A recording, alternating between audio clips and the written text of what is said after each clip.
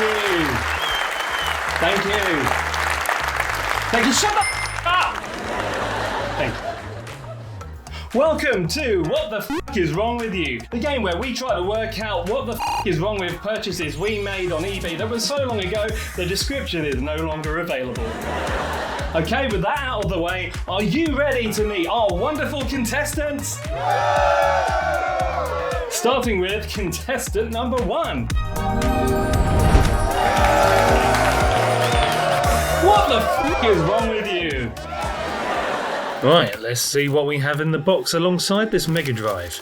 Excellent, we have a power supply. Don't always get power supplies with broken consoles. It's the original one as well, all this chunk for just 12 watts output. We have an RF cable as well, not ideal, but I do have a composite cable, mildly better. Here it is, not bad condition, barely any scratches, just some dust and DNA. This is my standard go-to for testing, as it's the only game I actually have a genuine cartridge of that I can find. I reckon my brother probably traded our collection into game in the noughties to fund his jazz cabbage use. Power cable in, video cable connecting to the cheap capture device, video cable in, tiny drum roll, power. And nothing. Hello, darkness. Just a green flicker and blackness. Let's give it a second in case it's thinking. No, this isn't working. I wonder if the cartridge slot has something in it, like 90s food. Doesn't look bad from here, but it's hard to tell sometimes. But nothing obvious, like a push pop jammed into it. Do you remember them? Sticky dribble fingers. Okay, don't push me. Push your push pop. Jesus. Just to rule out my cartridge being the issue, I'll try my Everdrive. Nah, same thing. I'm gonna unplug it all and take it all apart. Kiprim, we need your service. 6 screws on the back, no fancy bits for these. Got to be careful opening this as the power LED wire is soldered to the board. The LED itself isn't soldered to anything though, its legs just pass through a JST connector and the legs are bent to hold it in place, so just need to straighten the legs and pull the connector away from the LED, which is held into the top shell. It's pretty dusty in here, so giving it a quick wipe with some alcohol. Look at my happy face. There's about 12 screws that hold the shielding plate and the main board down to the bottom shell. This one's had the head strip, so I'm having to loosen it with whatever these things are called. With the shield off, we can see the beautiful green board. At first it doesn't look bad, but when you start looking a little closer, there are a couple of things I'd rather not have to deal with. Doesn't stop me touching them with my bare fingers though, idiot. I have no idea what this sticky, hairy, thick stuff is. Ew. I'm just telling myself that it's some inorganic, sugar-based substance that fell through the cartridge slot. The continuity around the traces is fine, so I'll come back to that. Quick look at the cartridge connector pins. Ooh, hairy. Okay, let's remove that sticky stuff. It really doesn't want to come off. Combination of isopropyl alcohol and blunt tweezers, so as not to scratch the solder mask off, seems to do the trick. There's more weird stuff down there. I'll look around for more unidentified mess. There was some more of that sticky stuff near the cartridge connector, which you can't really see due to my camera skills. What is that? Is that some sort of fungus? Oh my god, it's like tiny dried spaghetti. How? And why? I did not mean to draw that shape. I cleaned it off camera, you've not missed much. These inductors are actually for the audio out, but I didn't know and decided to straighten them up anyway. I know they're enamel coated, but you can't tell if the enamel is broken off and they're bridging, plus it looks neater. Now, I thought I'd better check the reset button. I wondered if it was effectively pressed down and that's why there was no signal when it was turned on, but all seems to be okay. Well, all I've done so far is clean up some alien puke, remove some fluff from the cartridge port and straighten some inductors. But I've had Sega Master Systems that have come back to life after just a clean, so might as well check. And... oh my god, seriously? So I've had this cartridge since I was, I don't know, 14 when the game came out. It's a blast.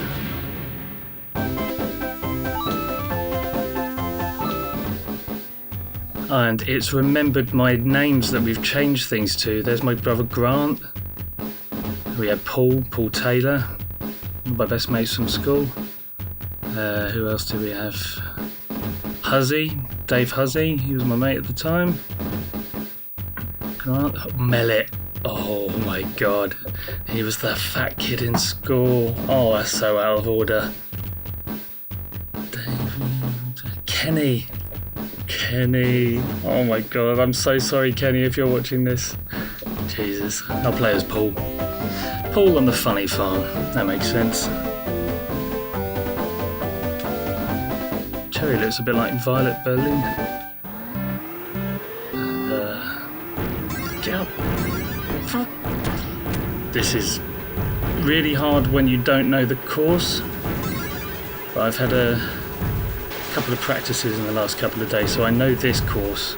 Finally, when you first play, it's just endless hell. You just keep falling over things, falling into things, and it's really unforgiving. But once you start to map the course in your head, because you've only got like 1 second to find out whether you're going left or right, when you get it mapped in your head, it's a whole lot easier and you start to get really good, and that's what makes you keep coming back to it.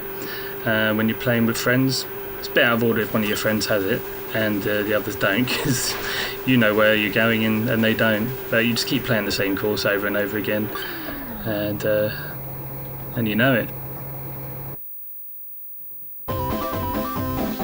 First place, Paul. Pump Panic. Had a few pump panics when I was 14. This... Oh my... Okay, yeah, so I don't know this course very well at all. Oh my god. Yeah, it's really unforgiving. Oh my god. At least you don't have to wait for a little cloud with a fishing rod to put you back on. That takes ages in Mario Kart. Right, yeah, I know the... No, I don't know the course. Oh my god. Or maybe I can come not fourth, I can come third, maybe? No, that's just first place.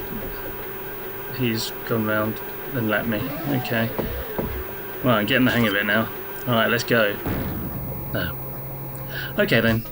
The Sega Megadrive if you're in Europe, or the Sega Genesis if you're wrong, was released in the US in September 1989 for $189. That's $456 in today's money, and a whole year later in the UK for £189, or £460 in today's money. It was released a year before in Japan for the cost of I don't care.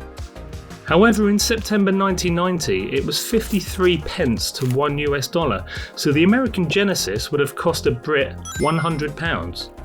The UK's Mega Drive would cost an American $336, which is $772 in today's money. Bastards. Well, that was easy, so I'll put it back together now and give it a clean. I've used Brasso on the shielding because I don't know any better, and it comes up nice. For the upper chassis, I use a toothbrush and some isopropyl alcohol for a bit, and then switch to a cut-off cotton bud, or Q-tip from my friends over in Apocalypse Land, which I can use in the smaller grooves without scratching the plastic. Also used a plastic spudger for some parts, and back to the toothbrush for the stubborn things.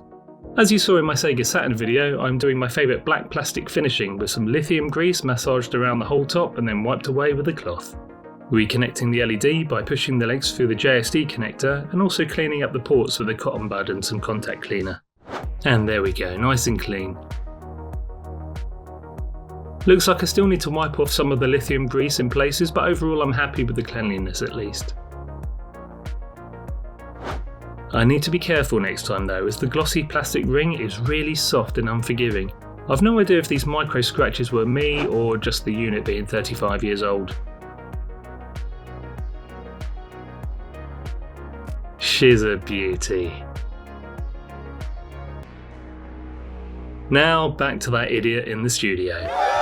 Well, that was contestant number 1. We'll be back to take a look at our next contestant story right after the break.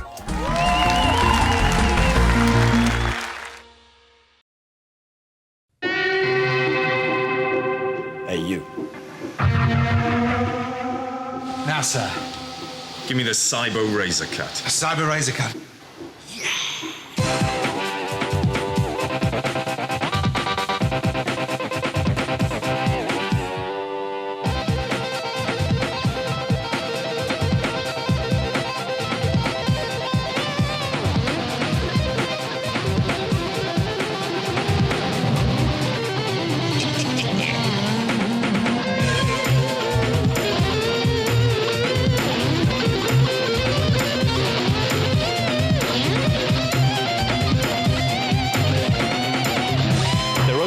good Mega Drive games.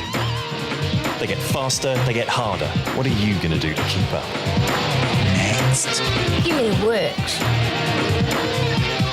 To be this good takes Sega things. Thank you. Welcome back to What the F is Wrong With You, the game show where we take a look at eBay purchases that were so long ago the description is no longer available, so we don't know what the f is wrong with them. Before the break, we saw contestant number 1's story. Contestant number 2.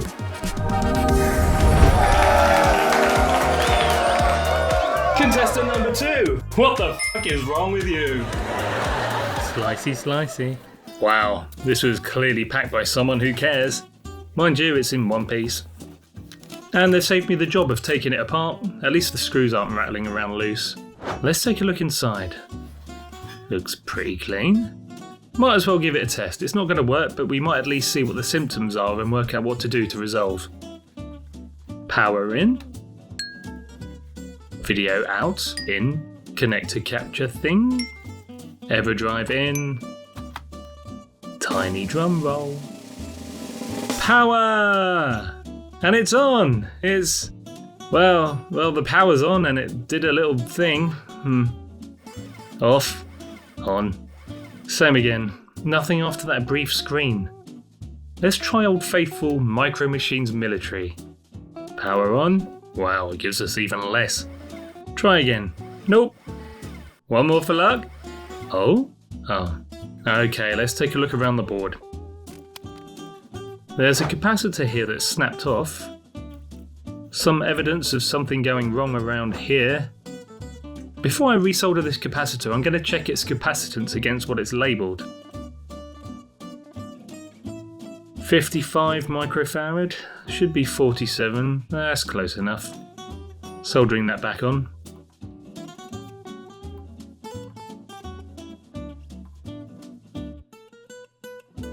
It looks a little corroded around this area, so just going to scrape away anything that might cause a short. Okay, mainly because I soldered a little too close to the neighbouring trace. Just testing to see if any legs have come loose on this IC, you never know. It's a Sanyo chip, which I now know to be related to audio, so I have no idea why I'm checking this. It's fine. Taking another look around, here's some suspicious dust. Looks like it was wet dust. Maybe residue from a leaky cab? I'll make a note of that and come back to it. Checking the contacts on the cartridge slot. Fine. It all looks fine. Maybe a little clean later on. Going back to those caps. Yeah, I'm going to replace all the caps around that area. I've not actually got any spare through-hole caps left. They're on order, but I do have some SMD electrolytic caps, which I can use as semi-through-hole components. Basically, I just bend the negative leg 90 degrees halfway down the leg, and it pokes into the hole. I solder it from the other side. For the positive leg, I put some flux on the leg that lays flat over the hole, and I fill the hole from the other side, and capillary action takes care of the rest. As you can see, I got a bit carried away, and I did as many as I could before I got bored. I'll come back to those ones if it still doesn't work after my shotgun approach to fixing this. There's no evidence to show that any of these chips need reflowing, but in the past this has fixed things for me. Just flux on the pins and then heat and hope.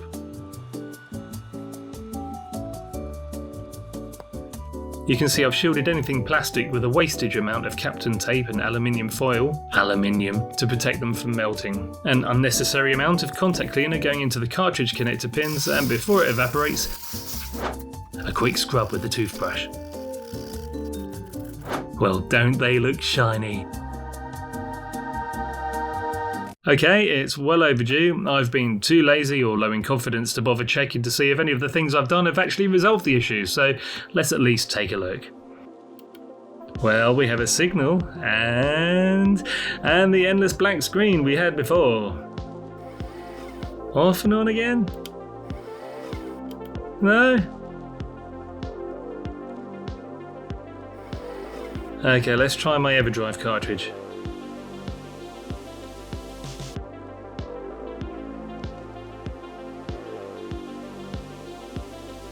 Oh, it works. That's odd. Let's try the game in memory.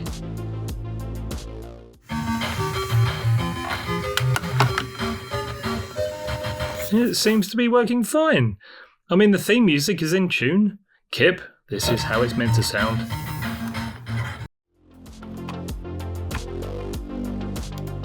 Let's put the other game back in.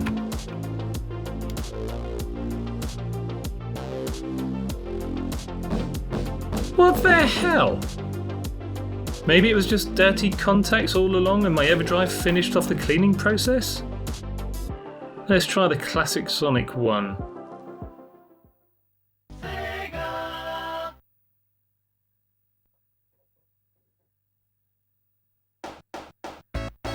I forgot how slow it is, as I've only really played it via emulation in recent years at the equivalent of 60Hz, so going back to PAL, 50Hz instead of 60Hz, it plays about 17% slower than NTSC. I wonder then, for games requiring quick reactions, did we malnourished geographic Europeans have a gameplay advantage over our white-toothed cousins in the 90s?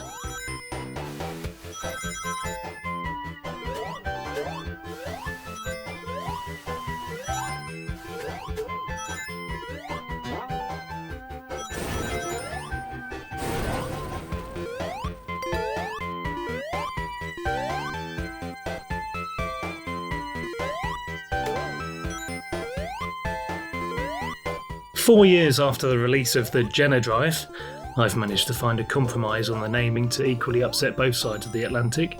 Sega released the Megadrive 2 in Europe, and still just called it the Genesis in North America, even though it's not the same as the original Genesis. The original one only had mono audio through the AV out, which was dumb because the pointless headphone jack on the front, for use by psychopaths, provided stereo output, so it was capable of doing so.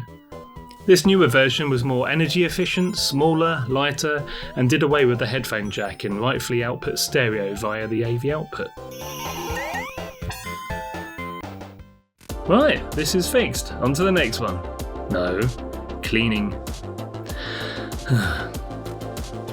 Some Brasso on the shielding plate again. Cleaning the mat with some tape. Screw it all back together. Toothbrush to remove the old finger grease and DNA from the recesses that a tissue just won't get into. The old grease and wipe job. Not forgetting the buttons. If anyone has a decent trick to get scuffs out of soft, glossy plastic, please let me know. For now, it's back to the knob in the studio. Well, that was contestant number 2. We'll be back to take a look at our last contestant story right after the break. Planet Earth, a scientist creates the ultimate machine. At last! A machine that will give him the power to journey into the Mega World. With thousands of colors, 16-bit graphic technology, and 10-channel Mega Stereo sound. The most advanced video game system in the universe. Yes! Megadrive from Sega. And welcome back to What the F is Wrong With You? The game show where we take a look at my old eBay purchases that were so long ago, we don't know what was wrong with them because the listing is no longer available. Before the break, we saw contestant number 2 story. Contestant number 3, you're up!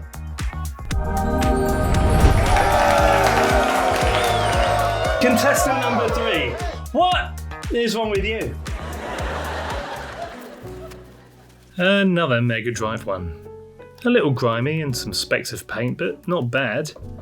This one came with a game collection, Mega Games 1. Ooh, it's almost hinting at a sequel already. Let's see what happens when we try to play. Mini drum roll. Ooh, nothing. Not even a power light. The lights are off, but there's someone home. Or something. Let's make sure it's connected properly and try that again. No, nothing. Let's get inside this big black block. I said block. Yeah, that's grim. Loads of grimness in here.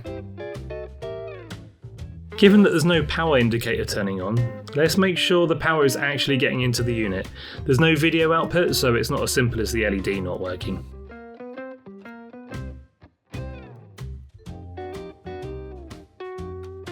.5 volts on this pin, which I assume is the right pin. Some confusion ensues. I've decided to disconnect the socket and wires so I can ensure there is continuity where it should be. The thing is, I'm really tired and confused, and so to make my life easier and to rule out the socket, I'm going to just bypass it and use this barrel breakout and put the power straight into the board, holding the pins where the connector was and turning it on. And the light does come on. Yay! I've checked the wires themselves and they're fine. There's just something not right on the little PCB attached to the jack socket, or maybe it's the socket itself. So, flooding it with contact cleaner, using the nearest abrasive tool I could see to remove any corrosion or build-up. My brain's still struggling with continuity from the inside of the barrel to the other side of the PCB. My brain can only handle so many twists and turns before it forgets where it started. I started to map it out off camera by drawing it and using continuity testing, but it wasn't consistent. The main bit that was inconsistent was the centre pin not always connecting to the PCB. So apparently cracked solder joints are a thing, and they can be like hairline fractures that to the newbie eye seem fine. And if you think about it, if something is repeatedly unplugged and replugged and the plugging in part isn't done perfectly lined up, then that centre pin would take the force, and over time with mechanical stress, the joint would be taking the brunt of it and maybe fail. So I'm just scraping away at the metal and putting some flux on it so I can add more solder to that joint. It's not a massive amount, but enough to give it some extra strength and melt any cracked joints. There's a little masochist in all fix-it YouTubers, so we like to put things back together without testing them. I think 50% of it is confidence, and the other 50% is masochism, as we deserve the pain of it not working as it would be our own stupid fault. I've gone one step further and I'm cleaning it before testing it. Come on, let's see if it works. 3, 2, 1, 0.5, go. Yay, it works! Okay, I have chosen to play columns, and I've decided you do not want to see me play this game. I've never played it before, I'm terrible at it, and it's really boring anyway. So, instead, have a look at this gem from the 90s. My very latest cut! If you don't want to hear your buns go crack, if you don't want a frazzling galactic flat, if you want to stop the lemmings on the suicide run, or blitz T2 with his menacing gun. If you're going to beat 6 menacing games, you need a lot more power and brains. If you want to be a Sega nut, get a Zybo 2-stroke cut. To be this good, take Sega, boy. And now back to the studio. I'm glad we got to the bottom of what is wrong with all of our contestants today. Let's take a look at the scoreboard! Franco, Jetticast, Sestic Space, Snapace, Hikacho Hall, and Stuart Green. Oh, seems to be a technical glitch. That's not the scoreboard, that's just a list of people I love. And you're right, I do love you. I'm not in love with you, but I love you all the same. Thank you for tuning in to What the F is Wrong With You. If you would like more prestigious guests on the show, or you think the show is a little bit shit, then perhaps consider becoming a supporter. That way we can increase the budget for our show. Stay tuned for the next episode. Bye.